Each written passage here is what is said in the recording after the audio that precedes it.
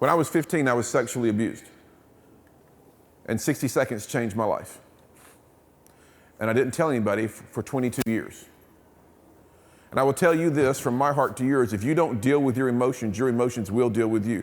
Some of you right now, you don't even realize that you're nodding your head like you're talking to me. I see this every day. Some of you have already buried your head in your hoodie or whatever you're wearing because you don't want to think about it. And I get that. I didn't want to think about it. At 17, after I'd been sexually abused at 15, at 17, I failed PE in the gymnasium much like this, not because I was not athletic. I played quarterback, I taught tennis, and I played golf. I was plenty athletic. I just wasn't going to change clothes in front of anybody. I made a decision. Your choices today create your circumstances tomorrow. The choices you make today will create the circumstances you live in tomorrow. I go to so many schools, I see the brightest of the brightest. I go to schools where it is the students are just full of vision. They know where they're heading. And I've gone to other schools where teenagers look at me like, man, I have no idea what I'm going to do with my life, and I don't even really care.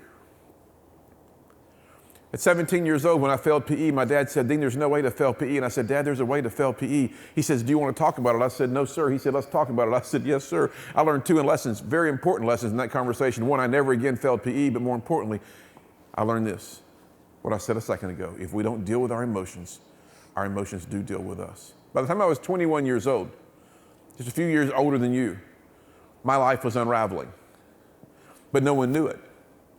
I watched you walk in here today. I stood right over there against that wall, and I watched as hundreds of you just walked in. And I watched those who walked in like you owned the school, and you had people following you. I watched the second group walk in, and they were like, if I can just get to the bleachers, I'll just blend in. Then the third group I always enjoy watching are the guys watching the girls walk in. And they think, they don't know we're watching. Of course, the girls know you're watching. And I watched you come in here, and I locked on some of your eyes, and I was like, I wonder what they're thinking. I wonder what this weekend was like. And I began to think about your future, and I began to think about, I wonder where in 5 or 10 years you're going to be, and what does your future look like? Because you see, if you don't take your future seriously, nobody else will either. It's so competitive out there in the real world. If I had the time today to tell you stories of teenagers I've met who are doing dramatic things already, I mean significant things, it might inspire you to dig deeper. Maybe some of you today, maybe I'll get to meet you and you'll tell me your story.